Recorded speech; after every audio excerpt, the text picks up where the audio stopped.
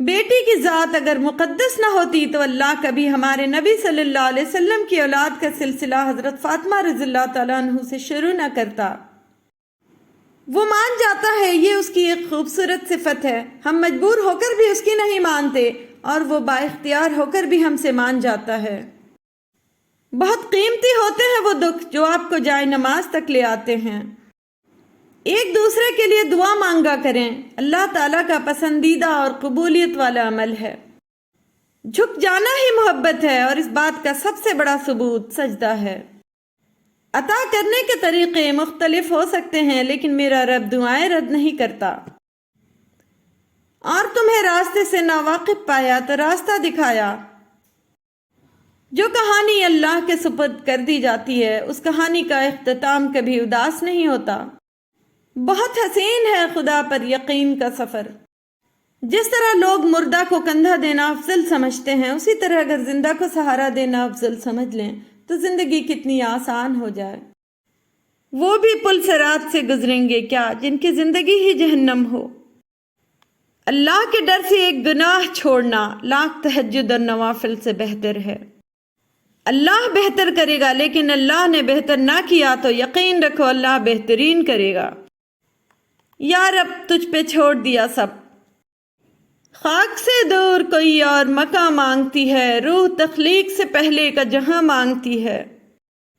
حدیث پاک میں ارشاد ہے کہ صدقہ کر کے اپنے اور اپنے رب کے درمیان تعلق پیدا کرو، تمہیں رزق دیا جائے گا، تمہاری مدد بھی کی جائے گی اور تمہارے نقصان کی تلافی بھی کی جائے گی۔ کیسے کر لیتے ہو بے رخیاں، دل نہیں دکھتا کیا تمہارا؟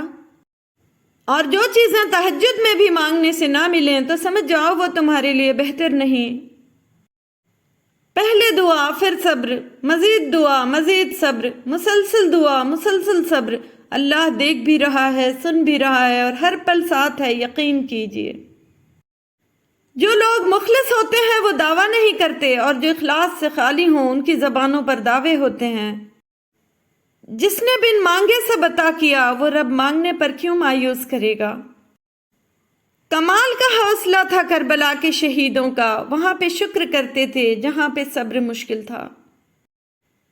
خدا تمہاری شہ رگ سے بھی زیادہ قریب ہے اور تم رونے کو کندھے ڈھونڈتے ہو۔ بے شک اللہ کی دسترس میں کن بھی ہے اور فیکون بھی، ایسا کوئی کام نہیں ہے جو میرا اللہ نہیں کر سکتا۔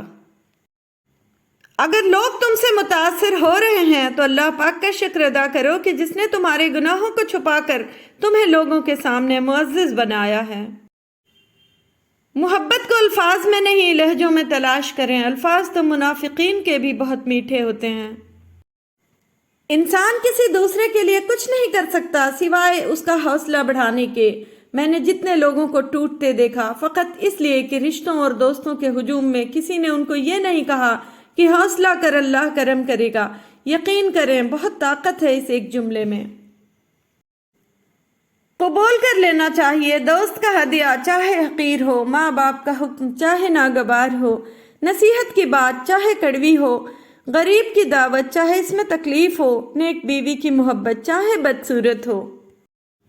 تو اگر وہ تمہارے دل میں دعا کا خیال لا رہا ہے تو وہ تمہیں اس بات کا اشارہ دے رہا ہے کہ اب بھی سب ختم نہیں ہوا، اب بھی کن کی امید باقی ہے، اب بھی وہ تمہارے نصیب کو تمہاری چاہت کے مطابق کر سکتا ہے۔ روحانیت کی راہ پر چلنا ہے تو دل سے کینہ، حسد، بغض، نفرت، تکبر اور انا کو نکالنا پڑے گا۔ اللہ کی دوستی حاصل کرنی ہے تو اس کے بندوں پر مہربان ہونا پڑے گا، کیونکہ عبادت کرنے سے پارسائی ملتی ہے اور نیکی کرنے سے رب ملتا ہے۔ انسان کے ہاتھ میں صرف کوشش ہے، کامیابی یا ناکامی تو رب کی ذات دیتی ہے۔ لوگ لاکھ بنے رکاوٹیں، راستے اللہ ہی بنا دیتا ہے۔ چیخو گے ہمیں بھیج دو دنیا میں ایک بار، سجدوں میں پھر گزار دیں گے ساری زندگی۔ وہ اللہ سب جانتا ہے، دلوں کے حال بھی، خیالوں کے راز بھی۔ میری قسمت جگانے کو خدا کا نام کافی ہے، ہزاروں غم مٹانے کو خدا کا نام کافی ہے۔ زندگی نے دو چیزیں تو ضرور سکھائی ہیں، ایک تو اپنے میں خوش رہنا، دوسرا اپنے خدا کے سوا کسی سے کوئی امید نہ رکھنا۔ جب انسان کے دونوں ہاتھ سلامت ہوں تو اس کی عزت کسی سے کچھ نہ لینے میں ہی ہوتی ہے۔ جو ہاتھ پھیلاتا ہے وہ اپنا سب کچھ کھو دیتا ہے۔ مشکلیں حل ہو جایا کرتی ہیں، راستے بھی نکل آتے ہیں، بس انسان کو یہ یقین، اعتماد اور بھروسہ ہونا چاہیے کہ اللہ اس کے ساتھ ہے۔ جنہیں یقین ہو مقدر لکھنے والے پہ، وہ انجام سے گھبرایا نہیں کرتے۔ اللہ کے سامنے کبھی کبھی یوں ہی بیٹھ کے رو لیا کریں، چاہے کچھ بھی نہ بولیں، وہ سب جانتا ہے۔ ناشکری زوال کا آغاز اور استغفر اللہ سربلندی کا وظیفہ ہے۔ درد کتنا بھی ہو، اللہ کے آگے رونے سے سکون میں بدل جاتا ہے۔ آزمائش تو من پسند چیز سے ہی شروع ہوتی ہے۔ رب کی محبت وہ سمندر ہے جس کی کوئی حد نہیں، تیرنا چھوڑ دے، ڈوب جا۔ خوف خدا رکھتے ہوئے دکان میں بیٹھ کر تجارت کرنا دین ہے، اور لوگوں کو دکھانے کے لیے مسجد میں بیٹھ کر عبادت کرنا دنیا داری ہے۔ کیا تم نہیں جانتے آسمانوں اور زمین کی بادشاہت صرف اللہ ہی کے لیے ہے، اور اللہ کے سوا نہ کوئی تمہارا دوست ہے اور نہ کوئی مددگار۔ تم ہمیشہ اللہ سے جواب مانگتے ہو، اس کے اشارے کی تلاش میں رہتے ہو، مگر جب وہ تمہیں جواب دیتا ہے تو تم اس جواب کو تسلیم نہیں کر پاتے ہو۔ اللہ تمہیں جس شخص کی حقیقت دکھا کر اسے تم سے دور کر دیتا ہے، تم پھر کیوں اس کے پیچھے بھاگتے ہو؟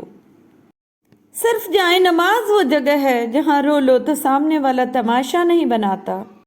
ہم نے اس قرآن میں لوگوں کو ہر طرح کی مثالوں سے سمجھایا، مگر انسان بڑا ہی جھگڑالو واقع ہوا ہے، اور جس کسی نے اللہ اور اس کے رسول کی نافرمانی کی وہ کھلی گمراہی میں پڑ گیا۔ حسد کی اس سے سادہ اور آسان تعریف میں نے آج تک نہیں پڑھی۔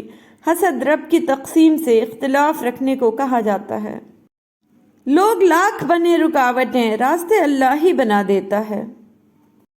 تباہی اور بربادی ہے ہر اس شخص کے لیے جو دوسروں کے عیب ڈھونڈتے اور لوگوں کی پیٹھ پیچھے برائیاں کرتے ہیں۔